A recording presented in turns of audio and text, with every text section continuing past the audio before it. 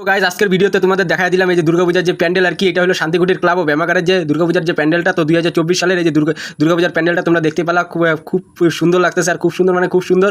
তোমাদের দেখানোর জন্য বাইরে গেছি। তো তারপর সেই জায়গা থেকে আমি এসে বললাম আর কি টায়াগাছ ক্লাব। আর টায়াগাছ ক্লাবে যাওয়ার আগে এই যে ব্রিজ পরে, ব্রিজের উপরে লাইটিং গেটটা তোমরা দেখতে পেলা, খুব সুন্দর করে লাইটিং গেটটা করা হয়েছে আর কি, খুব সুন্দর মানে খুব সুন্দর। তারপরে যে টায়াগাছের থিম হলো এবার থাইল্যান্ডের বৌদ্ধ মন্দির। তো সেই মন্দিরটা তোমরা দেখতেই পেলা আর কি, খুব সুন্দর করে করা হয়েছে থাইল্যান্ডের বৌদ্ধ মন্দির টায়াগাছ ক্লাবের পক্ষ থেকে আর কি, এইবারের দুর্গাপূজার থিম আর কি। তো খুব সুন্দর করে দেখতেই পারলা, খুব সুন্দর লাগতেছে আর কি। তো তারপর কিছুক্ষণ সাইকেল চালানোর পর তারপরে আমি এসে বললাম আর কি কিশোর সংঘ। আর কিশোর সংঘটা হলো টায়াগাছের থেকে আর একটু ভিতরে যাইতে লাগে আর কি। তো কিশোর সংঘর যে দুর্গাপূজার যে প্যান্ডেলটা, তো সেই দুর্গাপূজার প্যান্ডেলটাও তোমরা দেখতেই পাচ্ছ আর কি, বিশাল বড় মাপের একটা দুর্গাপূজার প্যান্ডেল করছে আর কি। তো তারপরে সেই দুর্গাপূজার প্যান্ডেলটা দেখার পর আর কিছুক্ষণ সাইকেল চালানোর পর তারপরে আমি এসে বললাম আর কি টায়াগাছ যুব সংঘর এই জায়গায়। টায়াগাছ যুব সংঘটা হলো টায়াগাছ 2 নম্বর ব্লকের এই জায়গায়। আর এই যে যুব সংঘর যে প্যান্ডেলটা দুর্গাপূজার প্যান্ডেল, তো দুর্গাপূজার প্যান্ডেলটা তোমরা দেখতে পাচ্ছ ভিতরের দিকে আরও হইতেছে, ভিতরের দিকে প্যান্ডেলের আরও কাজ